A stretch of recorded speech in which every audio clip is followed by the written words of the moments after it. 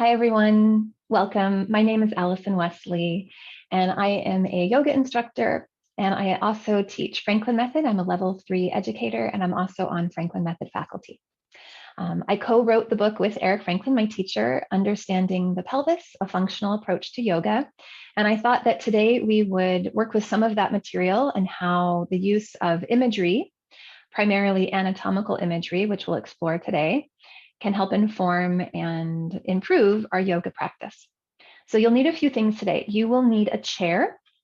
I'm actually sitting on my chair. If you have something flat like this, that will be even better. You might also like to have a blanket or pillow for down the road and then a little bit of space to move. So we will be experiencing certain areas within the anatomy of the pelvis and the femur. And we'll not only experience this, we'll use this as what we pay attention to and focus on to help go a little deeper into what's happening in the body. So yeah, you'll need a chair, you'll need maybe a blanket or pillow, also a glass of water. So feel free to pause this and go get what you need. We're actually going to begin with the glass of water.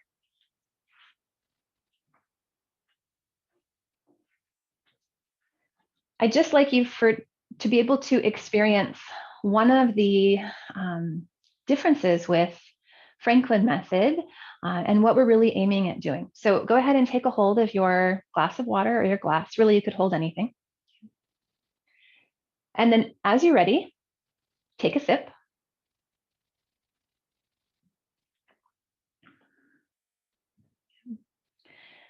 Now we're going to do that again.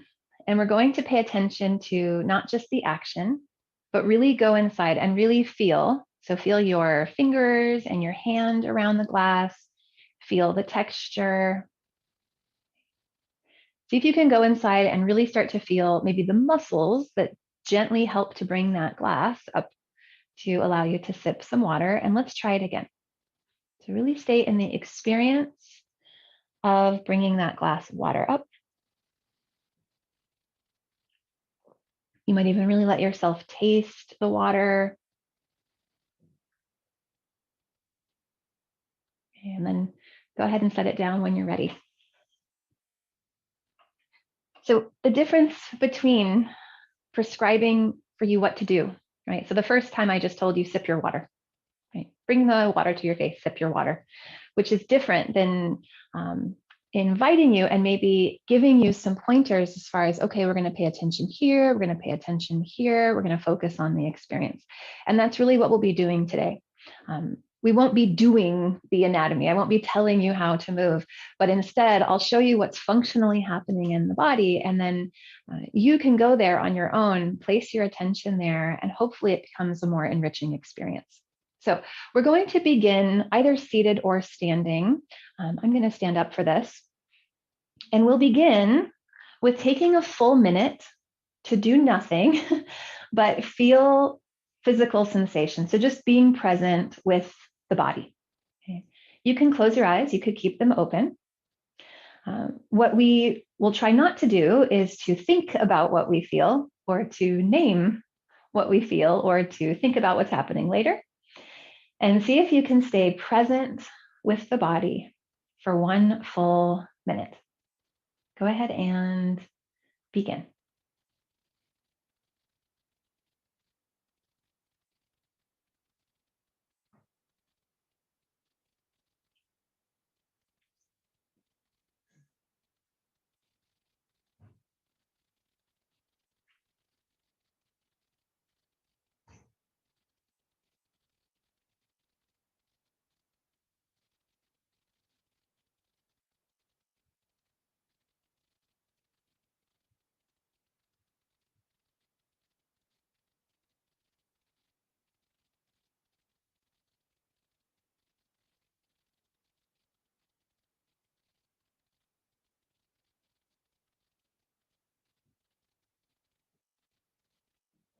And 3, 2, 1, welcome back. You might just notice for yourself how that went. Was I able to be fully present? Did I drift away? Did the minute feel like an endless amount of time? Did it feel very short? And this is the one of the most important pieces that we practice in Franklin Method is just to be able to feel, just to be able to be present, especially at times since with what we're working on today, we'll be going into areas that we can't see, we might not even be able to touch. So we'll have to really get that quality of being able to just be present. Let's try a movement. So let's actually try a little motion that we'll come back to again and again. You can bring your feet in underneath you, so at a comfortable distance, maybe hip distance apart, which we'll get very clear with today. And let's try a little bit of a chair pose. So just try your current version of chair. You can bend your knees, Utkatasana. You might float your arms forward and then come back to a stand. And let's do that a few times using that first principle of really just being present with what we're doing while we're doing it. Feeling the movement as you come into your chair and as you rise. Let's take one more.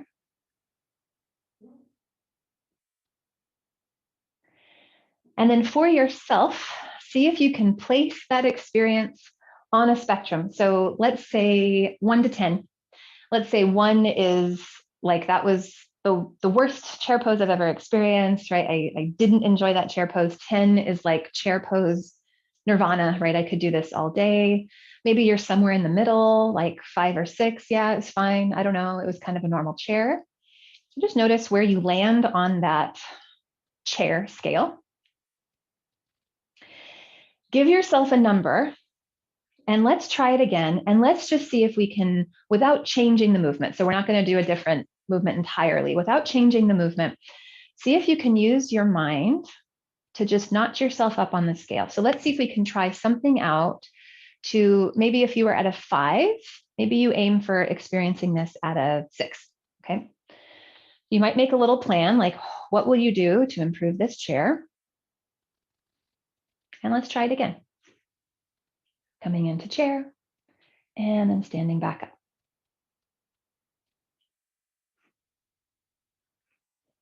And just aiming at improving the experience of chair pose.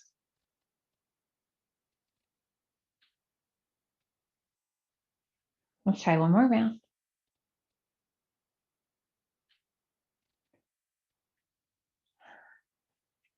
And just ask yourself, was that successful, right? Was I able to improve it even a little bit? And often in a class, when I ask this question, the answers that come back are, yeah, I breathed while I did it, right? Or I imagined something, which is where I'm about to take you next, right? So if you were able to improve that even just a little bit, you just successfully completed what we call the art of change in Franklin Method. It's 4 steps, right? We did a movement. We asked ourselves how it went. Right? We aimed at improving it. And so we came up with a plan. Right? And we thought to ourselves, maybe you thought, I'm going to breathe while I do it. We then implemented the plan. We did chair pose again, and then we compared at the end. Okay? So we'll be doing that a little bit throughout. You'll get very good at kind of comparing this and that, basically trying on different tastes of thoughts that we can use to improve the movement. Okay? The other cool thing is I didn't tell you what to do. So if you were able to make that change, that's pretty cool. You already have that tool within you. So we're just going to work with a few other tools, and we'll go back to that same wonderful chair pose. So let's keep it going. Let's come into a little chair and stand a few times. And let's try on a thought of metaphor. Okay, so let's imagine that there's like a big, I imagine those big yoga balls, right? Like I have a big yoga ball underneath me. And as I sit down on the ball, right, it kind of gives a little cushion and then it springs me back up. Let's try that out. So we're sitting back. It's like you're finding a yoga ball. It gives you a little spring back up. So easy. Okay. There's like a little cushion underneath you, and then it springs you back up. So this is a metaphorical image, which we'll also work with today. Now we can also work with, go ahead and come back to a stand for a moment. We can also work with the way that we talk to ourselves. So let's try this again. We're going to come into chair and stand a few times. And as you come into your chair, let's just try on the words smooth movement. Right, there's smooth movement through the joints, smooth joints, smooth knees, lubricated hip joints. And in fact, the more that we create this movement, the more lubricated and hydrated and flexible the joints become. Notice if that thought produces any different, again, kind of flavor than the yoga ball that we sat on. It's just like a different tool that we can use. Okay. Now, of course, we can also try on maybe the way that I know for myself, right, that we maybe might be talking to ourselves most often. So let's try that again. And notice what happens if you try on the thought of, wow, are we going to do this chair pose all day? Do we have 90 minutes to do chair pose? My knees are going to be so tired. In fact, my knees are getting really tired. Right? My toes feel like they're clenching at the ground. Yeah. Okay. So hopefully you notice a difference between the positive kinesthetic self-talk, the smooth, lubricated, hydrated joints as we moved versus negative self-talk. And this is something that we probably all know, but it really does take experiencing it to be able to participate with those thoughts. So which thought, which image is best for you? It's the one that gives you the best experience, right? So let's try it one more time before we dive into some anatomical imagery. So let's try it a couple times, and I'm just going to be quiet here and see if you can find the best image for you. Is it self-talk? Is it a word like smooth, slidey, glidey? Is it a metaphor like you're on a ball and the ball lifts you back up? Are you just feeling what you're doing while you're doing it? Let's take one more.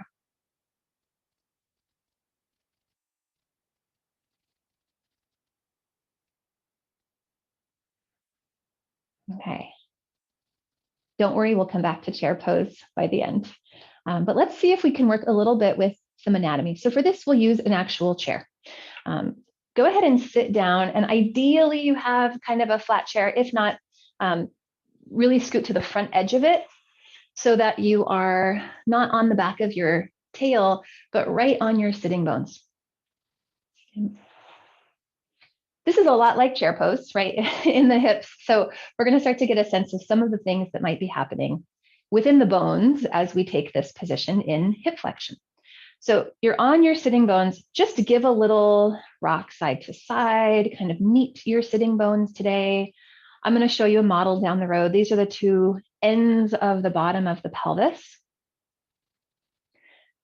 As you're rocking around a little bit, so as you're going a bit left and right, you might just start to map out how much can I see of this area? Like how familiar is the map that I currently have with the bottom of the bones of the pelvis? Where do the sitting bones connect to the other bones and what else is around there? And then come back to center, and we're going to rock a little bit forward and back. We'll do that a few times. What we're not doing, and this isn't that it's wrong, it's just not what we're focusing on. We're not doing a pelvic tilt. We will do those later. We're not actually tilting the pelvis. We're also not just moving the spine. It's like you're rocking over the pelvis. So you're rolling toward the back and toward the front of your sitting bones. Now, if you had the Franklin method balls, the two, orange, sometimes you have like Pokeballs, yellow balls. You could also do this with the balls underneath your sitting bones. Okay? Right now, we're really just using this to map out and to really feel those bones underneath us.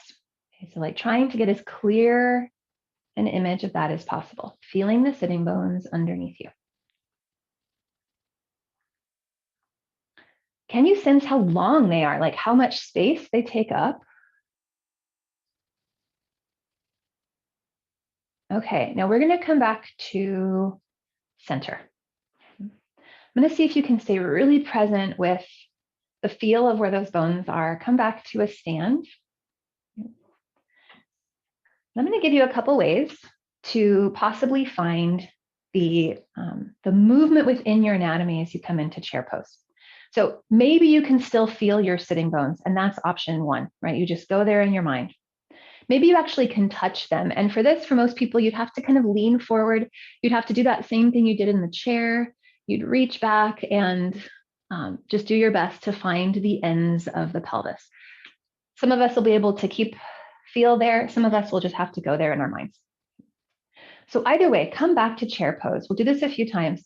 See if you can sense, is there movement between the sitting bones? Primarily, are they moving further apart or closer together when you come into your chair? Do they go further apart or closer together? Let's take a couple more rounds, just exploring, can I feel any movement between the sitting bones? And if you're feeling the sitting bones widen as you come into chair, then this is what's functionally happening in the body. And we're going to look at why. Okay, so let's try it just a couple more times. Let's simply think to ourselves, and you can use your hands to image this. So now your hands are the sitting bones.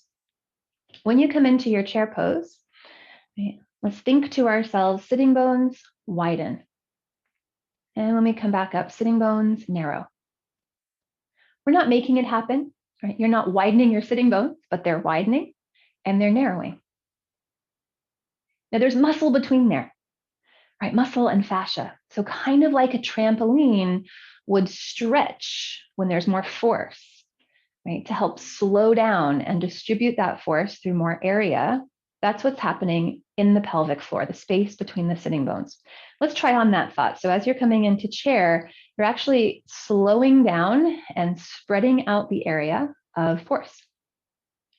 The muscles between, like trampoline fabric, are widening and narrowing. Let's do that one more time.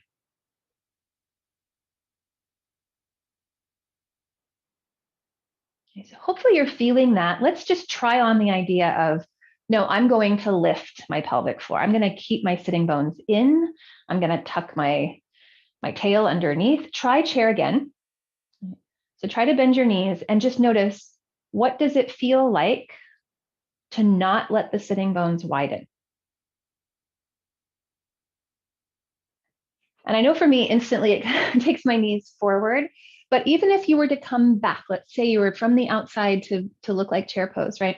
Even if you were to come back, but engage your pelvic floor, notice how different that feels versus allowing the bones to move naturally inside of your body to help distribute and spread force, right? We have gravitational force here. We have muscular force. Okay, so you're probably like thrilled with chair pose.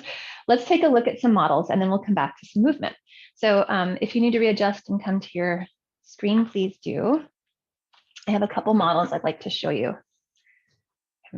So the first thing I think I'll show you is the big map of the pelvis in its entirety. Okay. Now, as I'm showing you a few things, feel free to, rock around on your chair again, see if you can kind of map it out. If there's a place that you can touch and you'd like to kind of give yourself that tactile feedback, feel free to touch as well. So let's actually begin with our star of the show so far, which is the sitting bones, the ischial tuberosities. Okay. Now, I do kind of find it interesting how much space there is here, right? Like how much, if you're rocking on your chair, it's like, wow, I can go really to the back of this. I can really go to the front. So these are the sitting bones. Now, can you in your mind picture this branch between sitting bone and pubic bones? Okay, so pubic bones in the front, which really, if you rock forward, you won't be able to probably get on the pubic bones. You can get pretty close. Of course, you could also touch if you'd like. I'm going to move this pubic symphysis and this disc between. There we go. So can you imagine the branch between the sitting bones and the pubic bones? Can you imagine the space in between this frame in here? This is wonderful. That's covered from the inside and of course the outside with really important, wonderful pelvic floor muscles and hip rotator muscles. Now let's make that shape with our hands. So if you were now that branch, I'd be in my orientation here. Your fingers would point forward, right? And kind of the ends here behind the pinky side of your palm would be the sitting bones. And that's the angle of those bones. So when you widen, it's a little bit like this, right? The sitting bones widen when we come into hip flexion. Okay, let's keep going with the map. So you can then possibly touch. Many of us will be able to feel what are often called the hip points. This is the anterior superior iliac spine, ASIS. For today's class, I'll be calling these the hip points. And so possibly you can feel them. You might have to kind of move around. And just see if as you are kind of locating this area, can you fill in the map between pubic bone and the ASIS, or the hip point? Can you just kind of fill in that there's a little diving back of bone, right? Again, feel free to touch as much as you'd like, just to help bring the nervous system real time into what we're doing. And then you can touch through the back. So maybe you can walk up around the iliac crest. I know for me, I can't really feel this. I have to kind of move around. I have to do my best imagery. Eventually, we're going to go to the back. And you might be able to feel, in fact, if you have dimples in the back, right? This is about where the back of the pelvis sort of ends and juts in and eventually meets the sacrum. And so see if you can find really the back of the pelvis. You might give like a little scrub there and just notice, okay, this is my sacrum, one of the sacred bone that connects the two pelvic halves. We're not going to do a lot with the sacrum today, but it is going to get a lot of thrill because we are moving the areas around it. So we are going to get a lot of release to this whole area, sacroiliac joints, pelvic floor, even through the coccyx, the tail. Okay, so that's kind of our general map. Now, knowing this, right, let's see if we can find the other star of our show, which is the hip joint. So if you'd like, stand up. This is a really fun moment in a Franklin Method class. If anyone has ever taken this live, is, we have you hold up your fingers and we have everyone points to the place on your body where your femur attaches to your pelvis, otherwise known as the hip socket. And I'll just give you a moment to do that. So really you're just asking yourself, what's my current orientation? What's my current map? What's my current understanding of my hip joint? Okay. Now, for most of us, it's about here. Okay. I'm going to point to where my hip joints are. We're going to see if we can find this and really use some imagery to get clear on this before we come into some more asana and some more motion. Okay. So I'm going to come back to showing you the bones so that you can see here. So this, I have it colored in kind of a maroon color where the hip joint is. Now we found our sitting bones. So as you're doing this, you might sit, if it's easier for you to feel a sitting bone, feel free to sit down once again. If you can actually touch onto one, feel free to keep your hand there. Okay. But notice that the hip socket, so like I'm touching into the center of the hip socket, it's pretty much smack on top of the sitting bone. Yeah. So if you find your sitting bone and you think up, you would run into the center and the depth of the hip socket. Okay. The other piece I want you to notice is if we had this kind of line, we touched on to some of these places earlier. So pubic bone and the hip point, or the ASIS. Right. We have a little crease here. So when we fold our hips, when we come into hip flexion, we have a crease, we have a fold. It would be about halfway into that crease. Can you see that? So it's like about halfway between hip point and pubic bones. So let's see if we can find this on our own bodies. You can do this seated. You can do this standing. Let's go to one side. I won't be mirroring you. So let's have you take your right, either your hand to your sitting bone or think into your right sitting bone on the chair.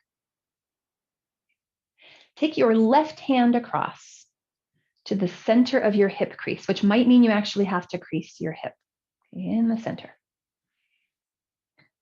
Take a moment there, and can you imagine, like, I'm picturing like a little spotlight shining straight up, like those spotlights outside of a movie theater when it opens for the first time, right? There's a light shining straight up from the sitting bone. And there's another spotlight shining straight back from the center of your hip crease. And where those two lights would meet would be your hip socket.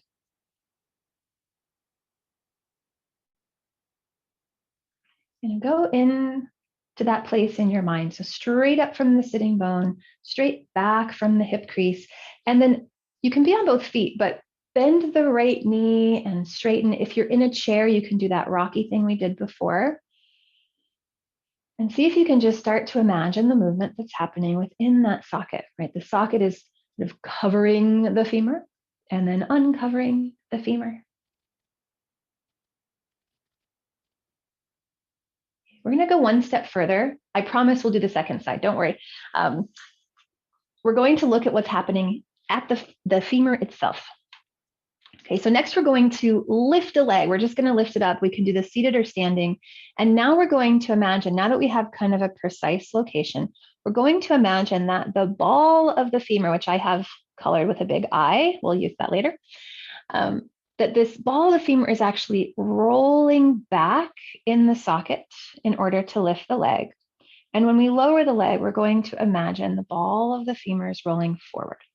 Okay, so we're going to imagine that movement really purely happening at the hip joint. So when we lift a knee or when we lift a leg, going to imagine the ball of the femur rolling back. And as we lower, rolling forward. Okay. Let's try that out. Let's stay with the right side. So if you're standing and you do this, go back into that precise location of your hip socket. Can you imagine the femur rolling back and even a little down into the socket? And then rolling forward to take your leg down. If you're seated, you can lift your heel up off of the ground. You don't even have to lift your foot. Or of course, you can try it out and lift your knee. Take a couple more rounds. See if you can envision the rolling back and down of the head of the femur and the rolling forward as you lower. Rolling back and down. I'm even giving like a little motivational imagery in my own mind. I'm thinking like back and down. Like to float my knee, I'm thinking back and down. Notice how different that is from thinking lift your knee. Yeah, versus going inside, imagining the hip socket and imagining what's happening in the joint back and down, femur head. Now, with all of that, we really just worked with the right side. Notice when you stand or when you sit, notice any difference right and left. You might feel like a little more awake, energized, bubbly in that right side. Let's see if it's had any other effect. So let's take a forward bend. You're welcome to bend your knees and then come forward and just notice the difference in feel between the right side and the left side. Is the movement any more clear, organized, light on the right side versus the left? You can come back up, rolling up.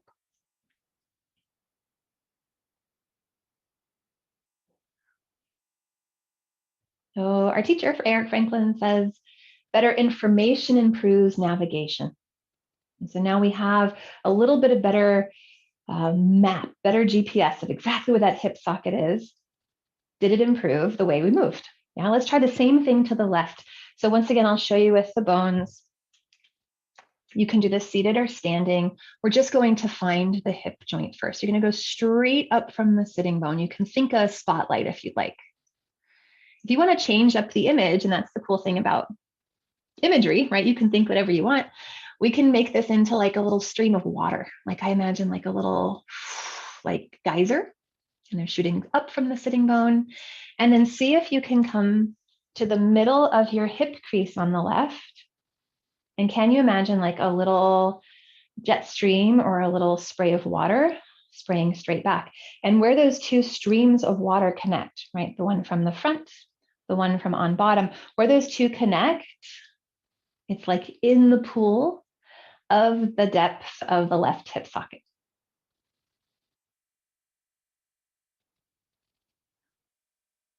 Meeting your hip. Hello, hip socket. Now let's add some movement. So you can bend the knees and straighten the knees. We'll do that a few times. You might be a little more on your left if you're standing. Seeing if we can feel that this is where the movement is coming from, right? We have that hip flexion, so there will be movement at the socket. There will be a change in relationship between socket and femur head. Let's see if we can imagine the femur head rolling back and down in order to lift the leg. So you might shift, if you're standing, onto your right. You can also do this seated. And as you lift, see if you can go into that precise location in your mind. Imagine femur head rolling back and down. Like in order to lift the knee, femur head going back and down. And I'm adding a little like back and down. Almost like heavy femur head. Heavy femur head in order to lift the very light knee. Let's try that one more time. Now that's the femur head moving in the socket, but of course we can think about and envision the socket moving over the ball of the femur. Later, we're going to do this in a different way. But for right now, I'm going to bring back my model with the eye, right? The big cartoon eye. So if I come into a forward bend, which we'll do here in just a moment, right? If I'm standing, I have kind of a big, bright cartoon eye, right? Super refreshed. And as we come forward, let's see if we can envision. Now we have that precise location. See if we can imagine like the eyelid of the hip socket rolling over and covering the eye, like sleepy, sleepy eye. When we come back up, we can envision just like in the morning, like first thing you're yawning open and the socket rolls up and back to reveal that big, bright, refreshed eye. Let's try it out. You can do this at the front edge of your chair, or you can do this standing. Let's bend the knees a little bit if you're standing. Orient, so go back in. Can you imagine the location of both hip sockets, the acetabulum? Okay, so again, you can go straight back from hip crease. You can go straight up from sitting bone. And let's start to come into a bit of a forward fold. See if you can imagine the front of the socket really rolling over the head of the femur, like covering the head of the femur. Really move at your own pace. We'll do this a few times.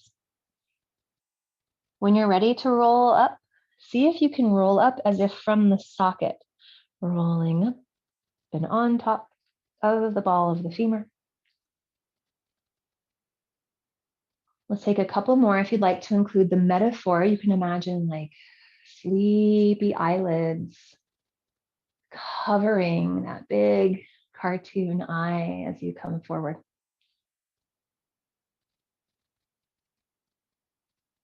And as you come up, you can imagine first thing in the morning, really refreshed, the eyelids open to reveal that big, bright, refreshed eye. Let's take one more round. Letting the movement truly come from where the socket moves over the ball of the femur.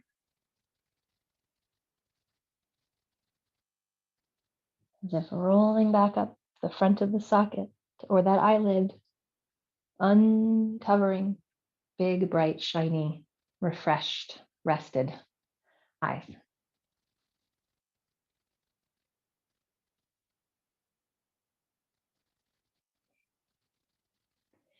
The last piece we'll work with in this section, and this will come in really handy down the road, is we can imagine the two things happening at the same time, right? So we felt that when we lifted a leg, that the femur head rolled back in the socket.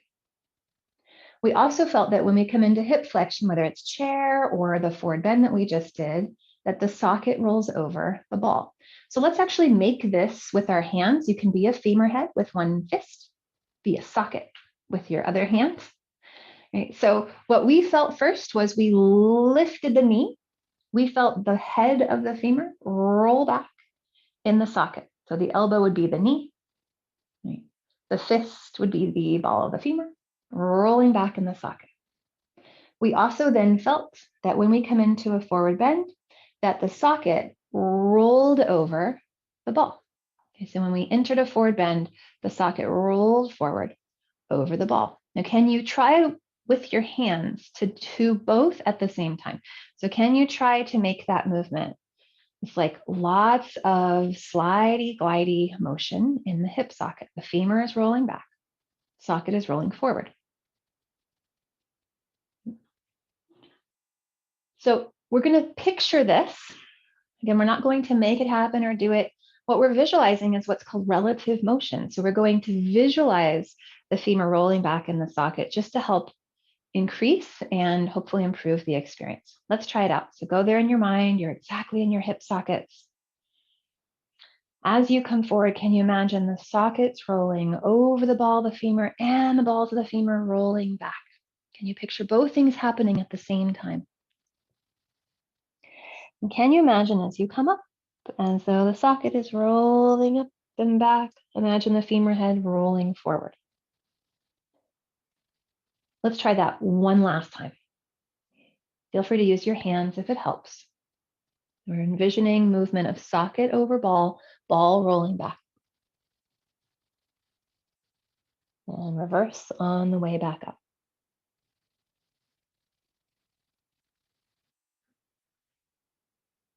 And then can you stand really on the femur heads? So I kind of like that, that eye image that we will return to down the road. It's like rather than pushing the eyes forward, can you imagine the eyes really still resting in their sockets? Can you imagine the weight of the upper body really resting on the ball of the femur? And I imagine there's like a little lift to the femur, like a geyser or like a buoy in water. And what if your Tadasana? What if your mountain pose had that ingredient of really being on the femur heads?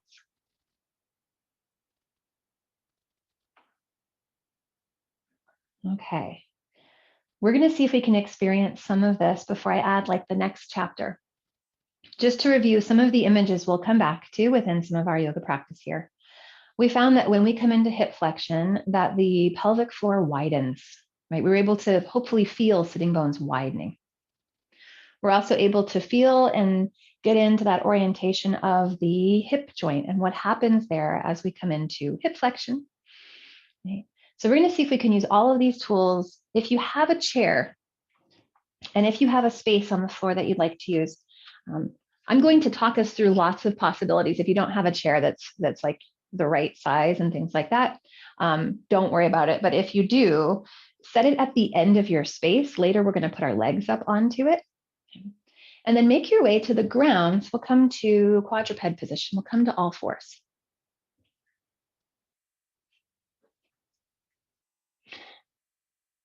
So sometimes when I tell people what I do and what we do in Franklin Method, oftentimes people ask me, why do people care? Why do people care about anatomy? Right? And the truth is, if we can't use the anatomy, it's useless. Right? So we're going to see if now we can put all of that information into practice to help notch us up on the improvement scale and also to align better with what's functionally happening in the body. So as you first come to the quadruped position to all fours, take a couple rounds of cat-cow and really just do what feels good, any sort of variation of that. So you're moving back and forth between extending and flexing the spine. Of course, you can add the breath. So you might inhale as you come into cow pose, and you might exhale as you come into the cat pose.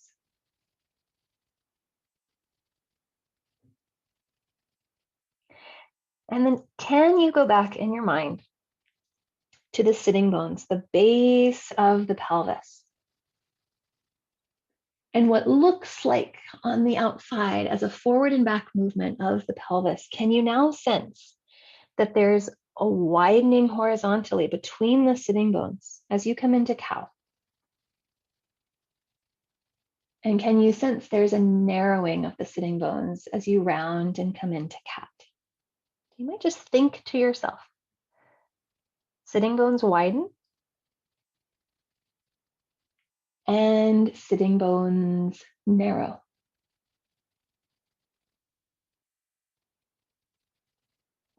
Maybe the sitting bones can be something metaphorical, like pendulums swinging out, swinging in. I like to imagine the space between the sitting bones is like TheraBand or stretchy fabric that's getting a little stretch. And then it's helping to rebound and spring us up to cat. Let's take two more. Use your favorite image.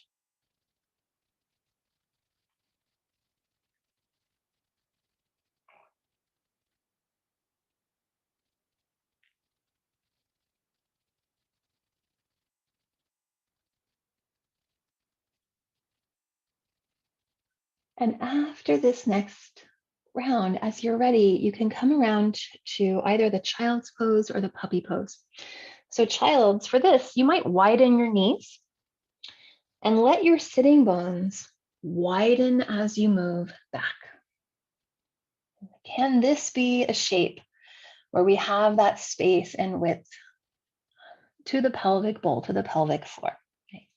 Puppy pose, you would keep your hips right above your knees and instead rest down. So you might fold your forearms underneath your forehead.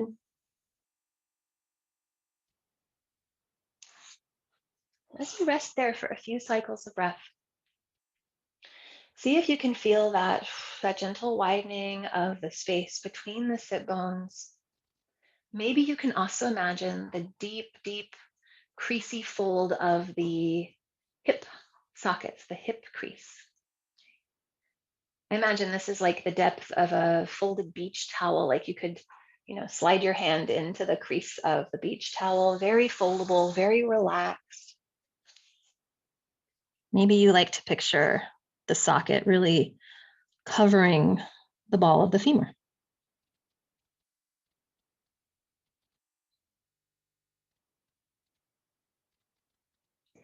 Let's see if we can add on to that feel just a bit. So you can make your way back up to all fours. We're going to come around to lay on our backs. Now you can do this without any prop. Of course, you can lay onto your back with your knees bent.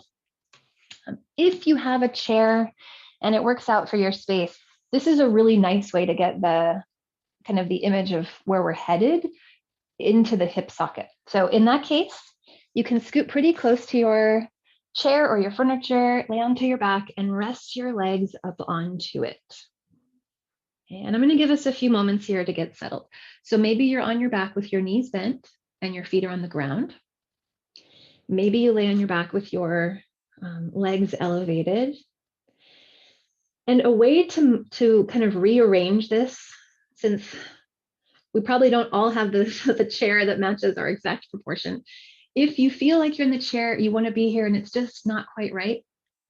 If your pelvis is really lifted, your chair might be a little too high. You might take a blanket or pillow and place it underneath your pelvis, vice versa, right? If you feel like your knees are much higher, they're holding themselves up, you might place that pillow or blanket underneath your calves, so underneath your legs.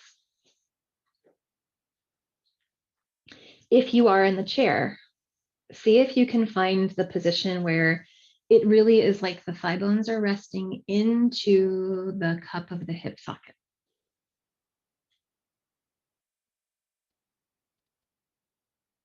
And then just take a moment to be here.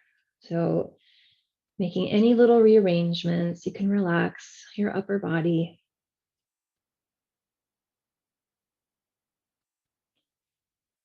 See if you can just do your best sort of mapping out of the pelvis in this position. So notice now the sitting bones are sort of pointing forward rather than us sitting onto them. Can you picture where your hip joints are? So can you draw that imaginary line straight up from sitting bone, straight back from hip crease? And can you imagine the weight of the thigh bone really resting into that socket? I imagine like a deep pool. Or like if you've ever, this might be an out there image, but like setting a post into wet cement, like there's that kind of deepening down, down, down, down, down, that softening down.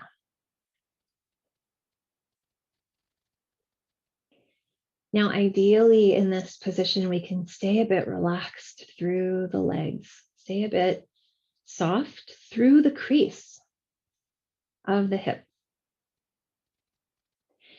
And we'll explore some pelvic tilt. We've done a lot with this so far.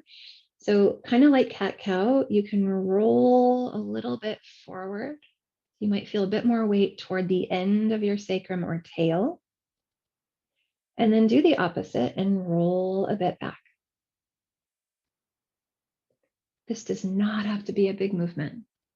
You can make this really small if you'd like. And you might inhale as you roll a bit more toward the end of the sacrum or the tail. And you might exhale as you roll back.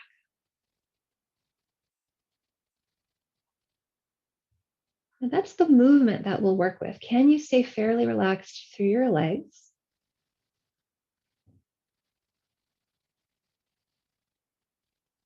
And let's see if we can use some of the imagery that we've already talked about.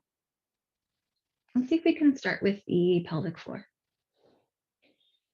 So maybe you imagine the sitting bones widening evenly. And maybe you imagine the sitting bones narrowing evenly.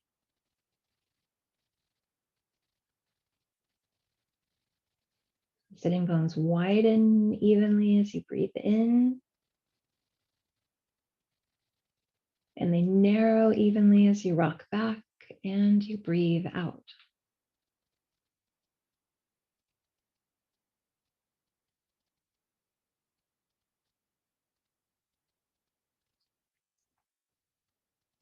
And if it helps you, if it's comfortable enough, you can use your hands to mimic the movement that you feel in the sitting bones. So there's a widening out, kind of making this dance with my hands, and there's a narrowing in.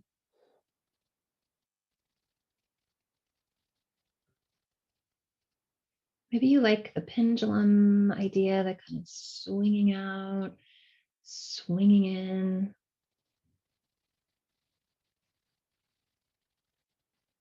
You might be able to sense, right, there's sort of the central point of the pelvic floor. Like some texts call it the perineal body, central tendon. Right? It's in between anus and sex organ. And you might imagine that the sitting bones are moving evenly away from that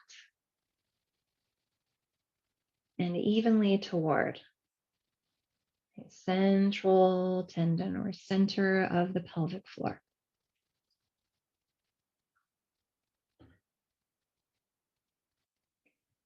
And what we're doing that I find so fascinating is we're taking a movement that looks like it's forward and back, and we're feeling how the body moves in 3 dimensions. And it does this to help slow down the time, spread out the distance, and share muscular gravitational force throughout more than one area of the body. Let's keep that movement going. And again, it might be very small. I'm barely moving. I'm moving like, I don't know, an inch maybe. In fact, I'm doing that on purpose so that I can stay with the visual and the feel of what's happening in the pelvis. And it's not really becoming then a rib movement or a shoulder movement. Let's see if we can once again come back to the socket over the ball of the femur. So as you would roll forward, can you imagine the socket really covering the ball of the femur? As you roll back, imagine the front of the socket rolling back. So socket rolling over ball of the femur, which now we can feel precisely where that is in the body, and rolling back.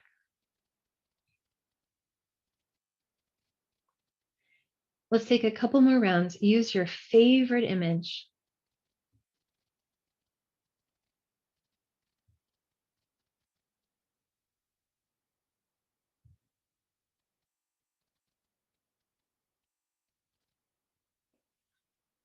And see if you can start to hone in on a place that just feels centered to you, like you're not forward, you're not back, you have a little kind of in between. We're going to see if we can feel the femur rotating now in the socket.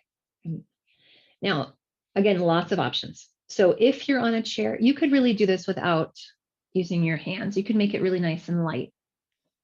I'm going to demonstrate it with my hands, and this is how you can also do it if you're on your back without a chair. So you can float your right leg on purpose. Let's not stretch the leg. Let's not like extend. Let's try to stay with the feel of the thigh bone resting into the cup of the hip socket. And that might even take a moment of exploration. Like notice if you go a little too far forward or too far back, it'll feel like, oh, now I'm working. See if you can really let the weight of the leg rest into the cup. Now, again, this is going to be small. Let's explore rotation. You might rotate your leg a little bit out, a little in. It's not going to go in as much as it goes out. Nothing you need to force. But see if you can do this either with or without the help of the hands.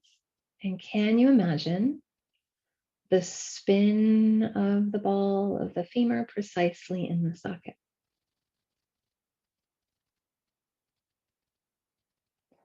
We do this so often in yoga in so many different ways. Right? And one of the challenges I think we have is that without differentiation, without the thigh bone being able to freely move independent of the pelvis, right? Then we actually start moving into the spine and into other areas. So this is going to sound kind of out there. We thought of this a little bit before. The socket isn't actually moving, but we're going to imagine that when we take the leg and we rotate it out, that at the same time, the socket is rotating in. Let's see if you can imagine that. So we're just trying to feel differentiation, like leg rotating out, socket rotating in. And I'm using my hands. Feel free to use any hand modeling that might help you. I'll do one more round.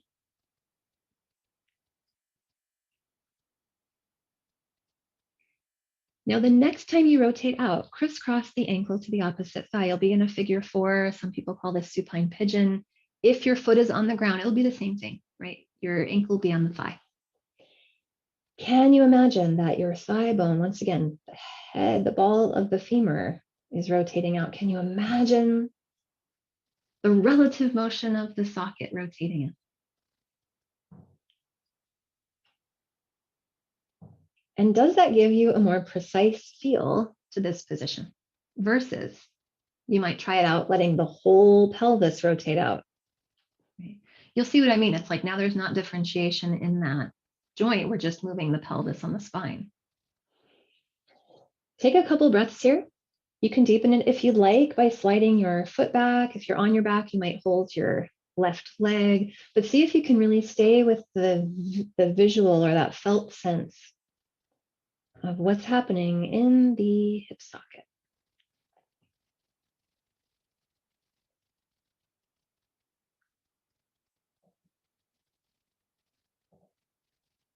Okay, and then we'll slowly start to release, unwind.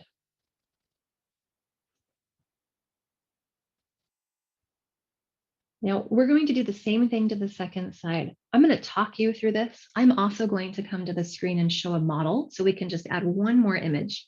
If you can easily see your screen, great. If not, you can reposition, make your way around so you can see the screen, and we'll come right back into it. Those of you who know what the lesser trochanter is, you can just go there in your mind. And this will be our next star of the show. So we felt the head of the femur earlier, right? We tried to go there in our mind. The next place we're going to feel is the lesser trochanter. This is like the kind of the knobby pokey out place that's slightly in the back and to the inside of the femur bone. Okay. One of the places that the hip flexors attach, the iliacus and the psoas. So we're going to see if we can use this as our next star. It's a little bit more to the back. So if you happen to see the screen, otherwise just feel this in your mind. Right? Notice that it's a little bit more to the back and it's to the inside of the thigh bone. Okay.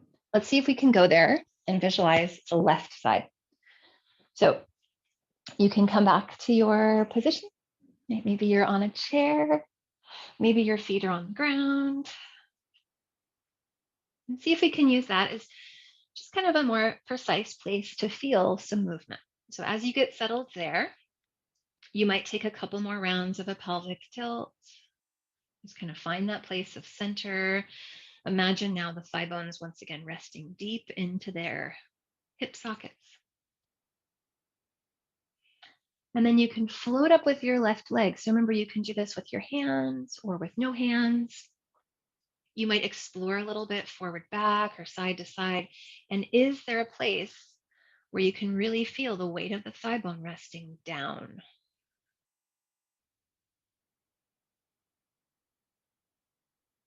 Now from there, we'll start to find a bit of rotation. So like we did on the other side, rotating out, a little bit in, nothing we need to force. We're just trying to connect and embody the location and action inside of the hip joint.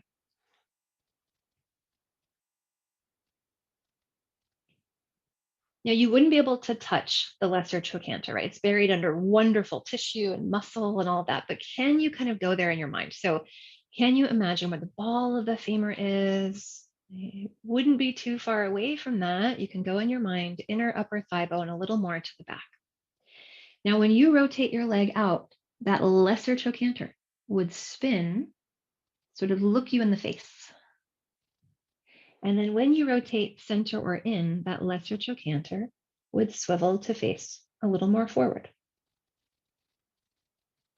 So lesser trochanter, like turning to look at you, and lesser trochanter turning to look away.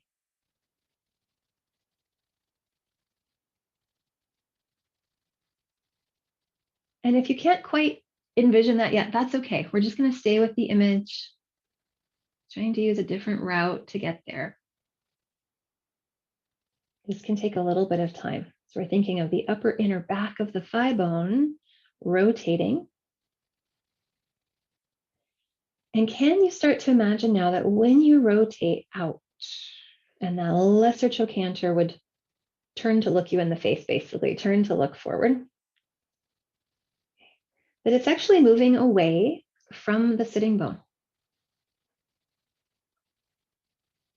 It's just like turning in the opposite direction from the sitting bone. Kind of cool. Next time you rotate out, crisscross the ankle onto your thigh. And can you imagine that lesser trochanter, like inner upper back of the thigh bone, once again, trying to swivel and take a peek at the wall behind you.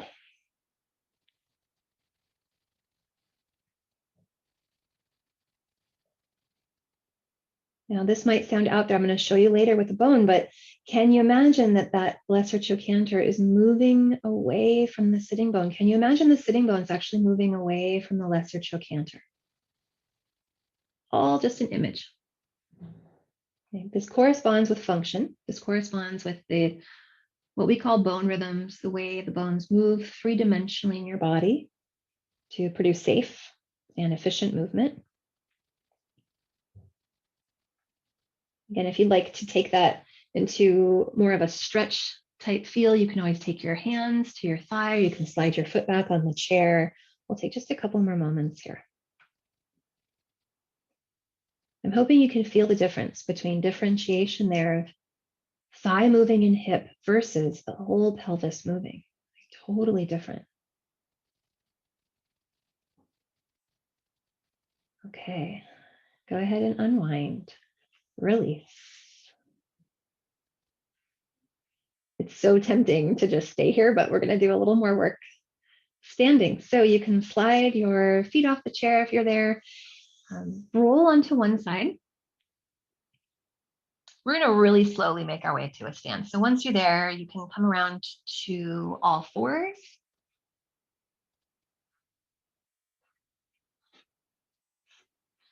And from all fours, if there's any little swivel or stretch that calls to you, if downward dog sounds good, that can be pretty interesting after all the pelvic and hip focus that we've given. Eventually, we're going to come up to a stand. So you might tuck your toes and walk your hands back. You could also do this from down dog. Lift up with your hips, plant your feet. You're going to be in a forward fold. And then roll up. And maybe you imagine, once again, the sockets rolling up and on top of the ball of the femur. And just notice how it feels to stand after that. That is one of my favorite sequences on the chair. I just feel like, okay, now I'm like in my legs. Let's see if we can look at one more chapter of this. Okay, and again, I know I'm giving a lot. I want you to have some pieces to work with down the road that now we'll start to apply in some more yoga poses, some more familiar kind of classical poses. So here's where we put everything together.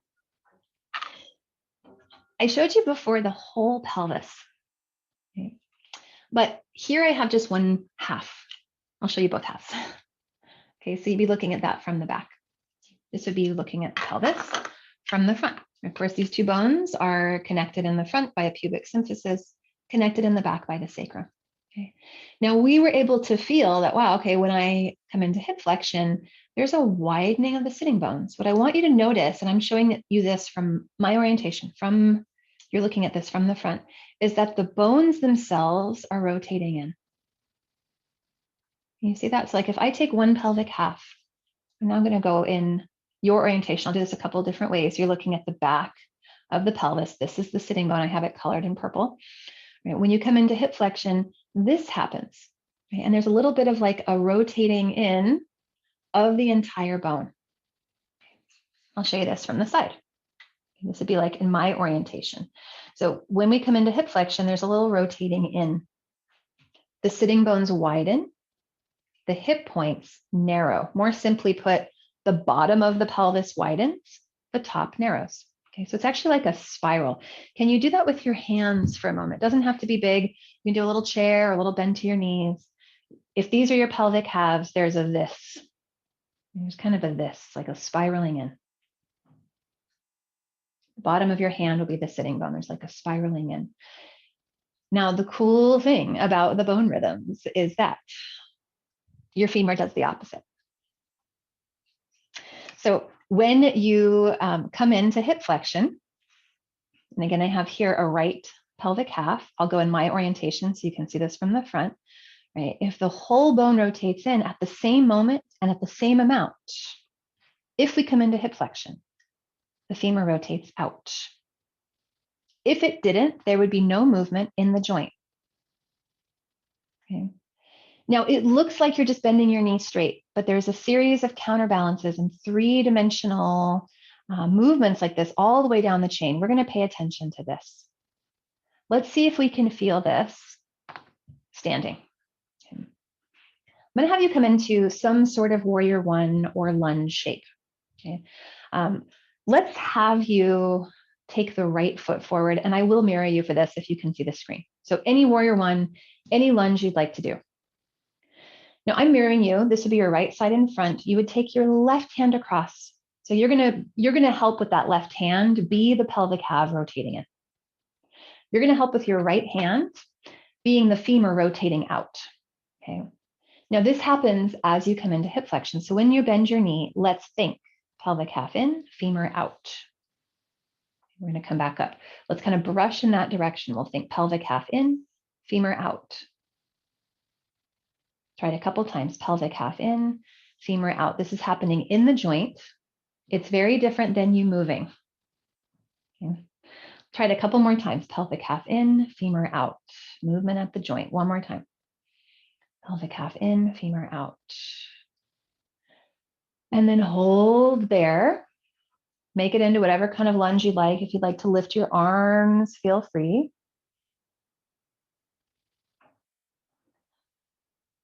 Notice how warrior one feels with a tension at the hip joint.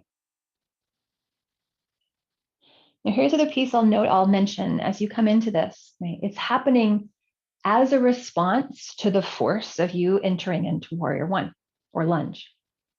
It wouldn't be the same.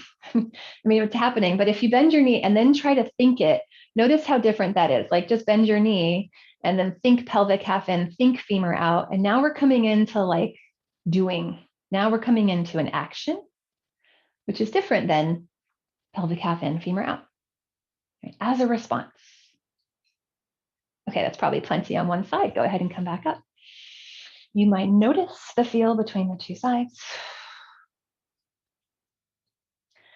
I wish you were all here with me right now to tell me how you feel on that side. I love that part teaching where people give me the words they're feeling like grounded, relaxed, I'm on my leg, I'm sturdy, right? Okay, let's try the whole thing again, but I'm gonna give you one last, I know I keep saying that, but for real, one last image, and we're gonna put it all together. So now we're gonna think about the lesser trochanter, the upper inside back of the thigh bone. Now, if, right, we felt this, hopefully we felt, yeah, when I come into hip flexion, pelvic half comes in, femur comes out. Can you see? And I'm going to show you this from the front, and then I'll show you from the back. Right now I'm showing you from the front.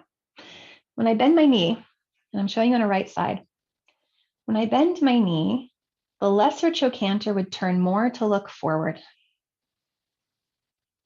Okay. Whereas the sitting bone is going to look a little bit back. They're going to kind of cross paths. I'm going to show you that from this side. Oh, I hope you can see this because this is like the best. So this is now from the back. I have them colored. So sitting bone is in purple. This is the right side. Pink is lesser trochanter. When you come into hip flexion, the femur is going to rotate out a little bit. The lesser trochanter is going to look a bit forward. At the same time that the purple sitting bone is going to look a little bit back. See how they kind of move away from each other? If I had another hand, I would put a band between those just so you could see that, yeah, there's like a little bit more distance when you come into hip flexion between lesser trochanter and sitting bone. Okay. This is the right side. I know we already did the right side. Let's see if we can visualize that on the left. So take your left leg forward, lunge, warrior one, whatever you want to do. Go there in your mind. So maybe you can feel this, right? Otherwise, sometimes just hands relatively in that area can help you. Now, let's start with thinking as we come forward into a lunge, let's think the lesser trochanter, like turning to look forward. Okay, let's try it. So we're going to bend the knee. Let's think lesser trochanter. Coming back in, like it's going to take a little peek and look forward. And see if you can imagine and maybe feel the sitting bone is looking in the opposite direction. I'm going to show you with hands what that might be. Like if I had strings on those two bones, the lesser trochanter would look forward, the sitting bone now is going to look back.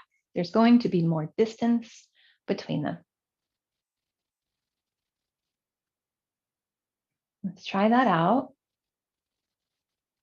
Maybe that's really like flavorful for you. If you want to come back to the thing we did before with pelvic half in, femur out, you might come back to that feel. Let's take just a couple more. Use the image that feels the most interesting in this moment.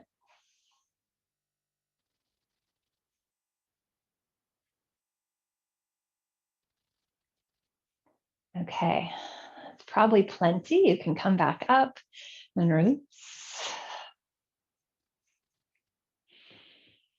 Notice how it feels to stand.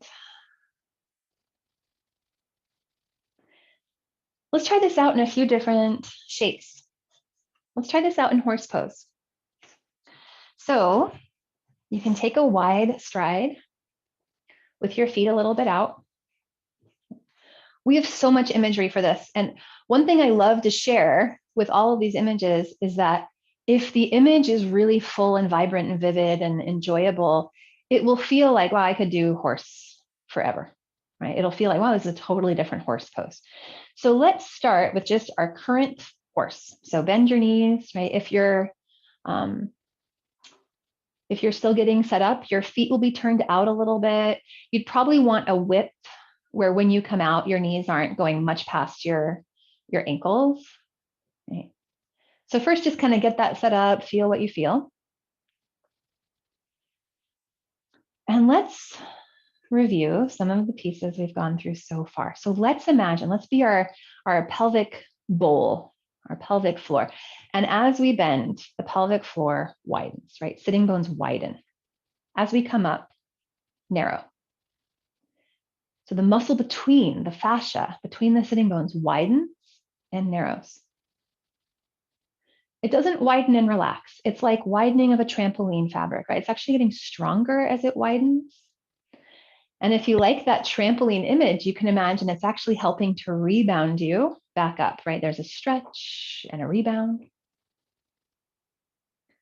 We're going to stay with this. Take rests if you need to take rests. Right. Let's see if we can now envision let's envision the thigh bone, the femur. Let's envision the femur head really deepening into the socket. As you come into horse, it's like femur's deepening into the socket. We know right where that is now. And breathing in and out. And then let's see if we can imagine the counter rotation of the pelvic halves and the femur. Okay, so let's be the pelvic halves. Remember, our hands would be like pelvic halves. As we bend, they would rotate in.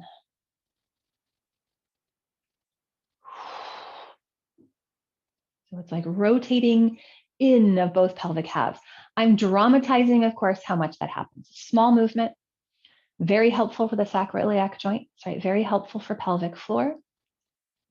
See if you can imagine in your mind pairing that with the spin out of the femur. So it's like in, out. The little spiral as you lower down. In pelvic halves, out femur. So as you come into horse, it's like in pelvic halves, out femur. Let's try one more time. In pelvic halves, out femur. Okay, and if you're like, but what about the lesser trochanter? Let's try it just a few more and see if you can envision. So I have my strings, like my puppet strings that I'm pretending to pull the lesser trochanter forward. And as if I had two other strings pulling the sitting bones a little bit in the opposite direction. This is natural, automatic movement in your body to help spread out the force of motion. So it's like lesser trochanter forward, sitting bones back. More distance between lesser trochanter and sitting bone. More distance between.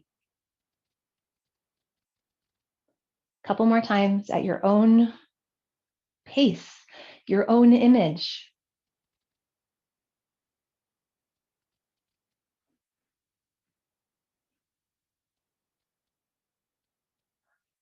Okay, and when you're ready to come back in, you can undo, you might heel toe or step your feet back in.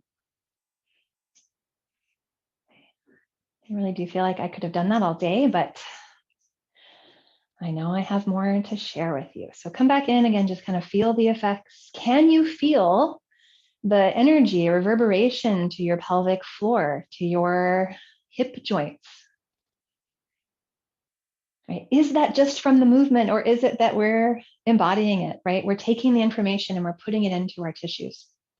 It's like we're meeting ourselves real time. Let's try something where we have some actual rotation out. Let's try tree pose.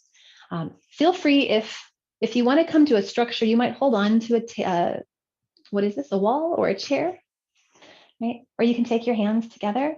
Let's shift the weight into the left foot first. Let this tree pose be really an exploration. So like, can you spin your thigh out? Maybe envisioning something that we've talked about so far. Like, can you imagine the lesser trochanter, inner upper back of the thigh bone spinning forward? I'm also imagining that the hip point is coming a little bit in. I'm not making it happen. I'm envisioning that as we swivel. Okay. You can do whatever version of the tree you'd like. Your foot can be at your ankle or your calf or your thigh. Feel free to include branches.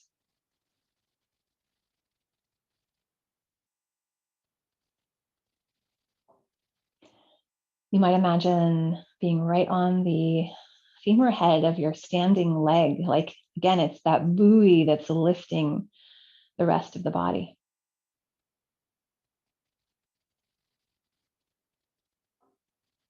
Let's release back down from tree, unswivel. Again, I just want to point out that's very different than turning the whole body to turn the leg. Which again, no movement is wrong, but that just sort of skips through some of the joints that could have shared in spreading out that force and time. Let's try it one more time on the right side. So you can shift to your right. Maybe your hands are together. Maybe your hand is at a structure. As you swivel out and in a few times, can you come back to some of the imagery you've worked with? So maybe lesser trochanter spinning forward. Maybe you like the image of thigh bone spinning out, socket relatively spinning in.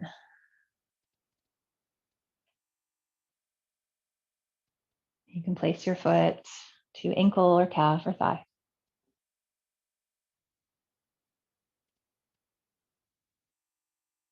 And I'm just really digging the image of distance between lesser trochanter and sitting bone on the lifted side, like a little space between those 2 points. Notice how different that is, right? Than like clenching the glutes or tucking the pelvis under. It's like, can you find space between lesser trochanter and sitting bone?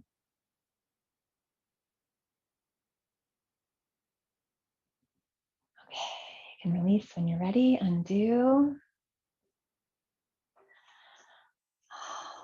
Let's try out one more standing pose before we finish it up all with a ribbon and bow. And let's try triangle. So let's take the feet out wide.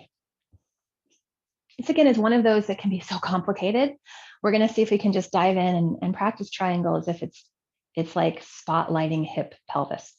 So I'll mirror you for this one. You can take your left foot out. You can take your right foot in. We'll be focusing really just at the left side, at the side that we're coming into flexion. So your leg can be a little bit bent or straight. Let's envision pelvic half in, femur out. So you can bring your right hand across. You would brush the pelvic half in. You would brush your thigh out as you come into triangle. Let's do that a couple times. So like we're about to come into it, we're going to come back up. So it's like pelvic half in, femur out.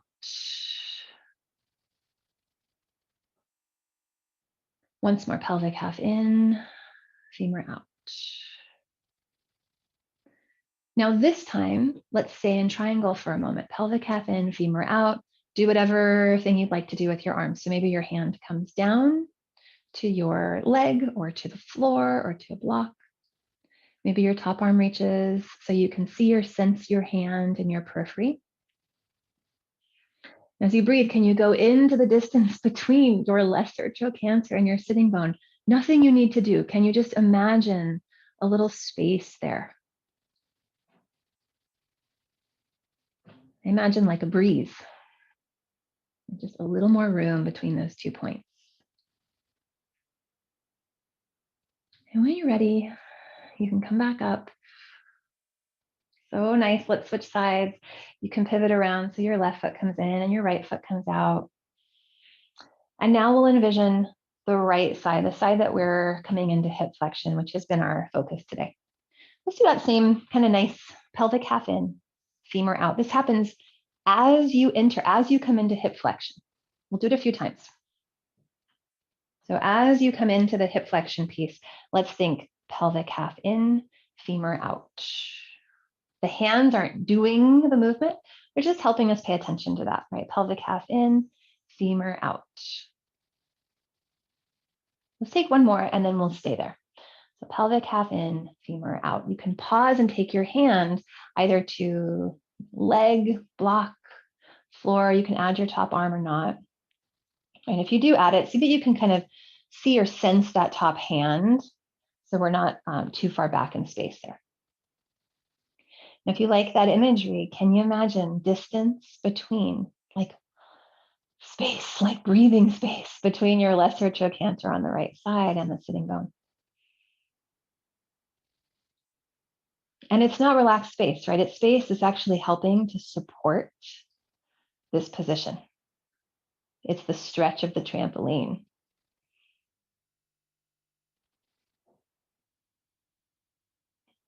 And maybe you can feel those 2 points. They're going to approximate a little bit as you come up. You can release from here, bring your feet so they point forward. Let's either step or heel toe all the way back in.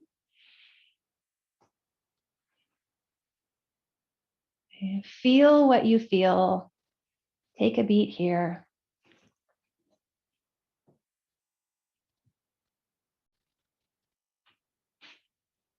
We're going to work with one more image. So we're going to come back to this idea of the eye. I have these like eyeball pants, right, that are on my, like where my hip joints would be.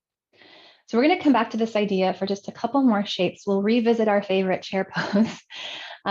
And let's see, so you can do hands. I'm going to hold my hands here. You could take hands together. You could take hands forward.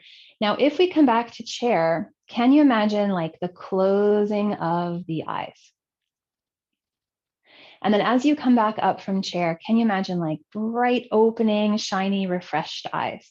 Let's do that a couple times. So as you would come into chair, it's like sleepy, closed, relaxed eyelids. And as you come back to a stand, it's like open, bright, refreshed, rested eyes. One more time. And I mentioned this a little bit earlier. This will help us to where we're about to head, which is, can we imagine that rather than, like pushing the eyes out of the sockets, which would be a little bit more of like a shift, can you imagine that you're really opening the eye, like opening the eyelid versus pushing the eyes forward? Okay. I'm imagining like the upper eyelid really opening, but the eyes are still in the socket. Let's add to that and come into a forward bend. So we did this way back when. You can bend your knees, and as you start to come in, can you close the eyes of your hips? You can slide your way down. Feel free to pause there. When you're ready to roll back up, can you imagine like the big reveal, the opening of the rested, refreshed eyes of the hip sockets? Let's see if we can put this into one last piece, and I'll invite you to come back down onto your back.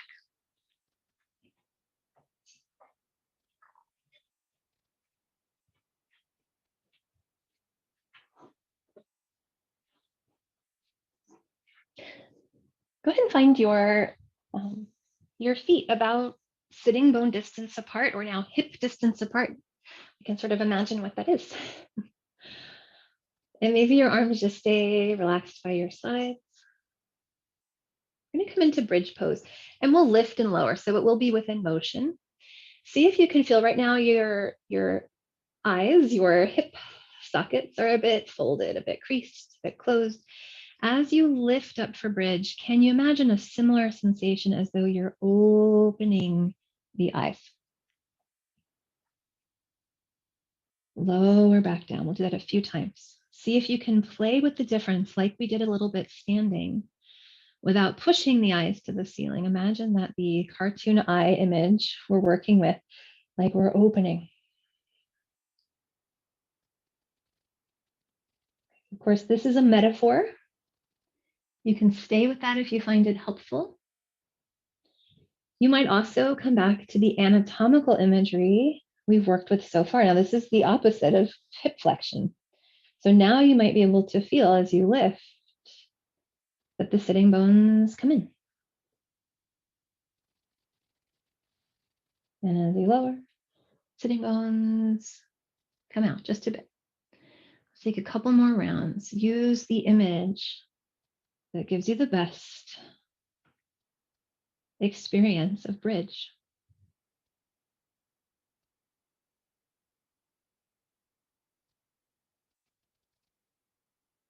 And when you lower, you can lower all the way down. Take your feet just a little bit wider than if you're on a yoga mat, than your mat, right? Or just maybe a little bit wider. We're going to come into windshield wiper. You can let your arms relax. We'll take a little swish side to side and see if now, so your knees will go to the right and then up and over to the left. See if now, after you have some of this anatomical imagery maybe fresh in our awareness, can you imagine the spin of the thigh bones and the socket, like precisely where that is?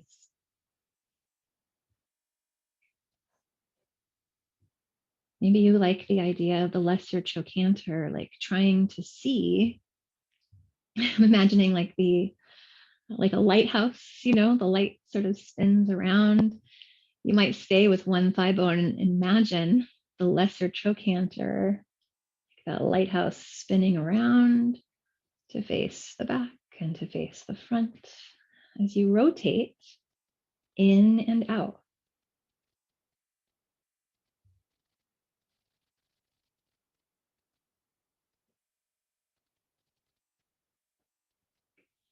Let's take a couple more rounds. You can just gently start to find your way back to center. We'll come into a bit of a rest. So maybe you stay with your knees bent. For some bodies, it feels nice to take the knees in to keep the feet wide. Right? For some, it feels better to keep the knees like hip distance apart. You might also let your legs straighten out.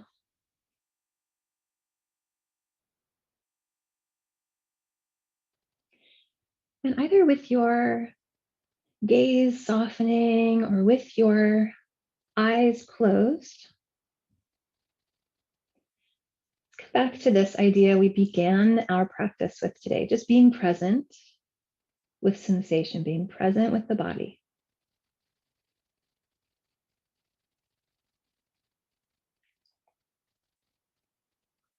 And possibly if you're experiencing something improved upon, can you name it? Can you give it an image?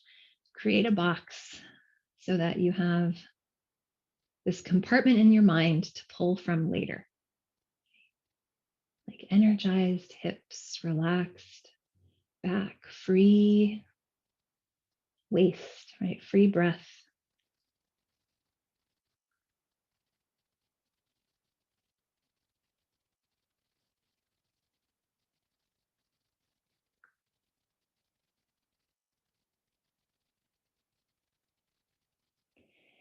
And you can allow your breathing to elongate.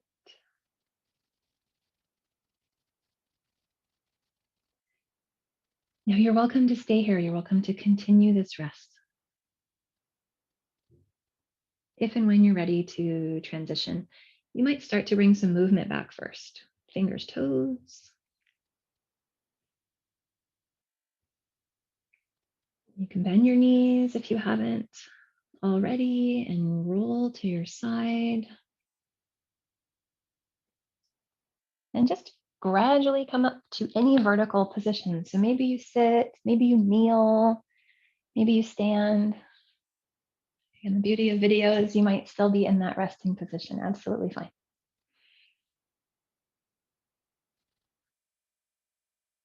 Let's take hands together for a moment.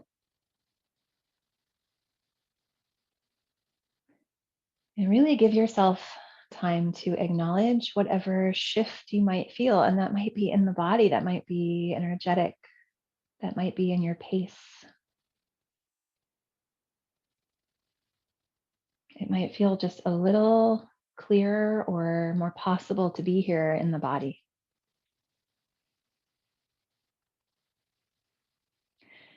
And truly, I want to thank you for practicing with me. I hope I get to see you all in real time at some point. You can take your hands apart, bring them back together, and then take them apart up high and bring them back together, and take them apart down low and bring them back together. And then take them apart and do that quicker and give yourself and each other a round of applause. And again, I thank you so, so much. I hope to see you again in another class or training, and keep in touch. Enjoy. Thank you.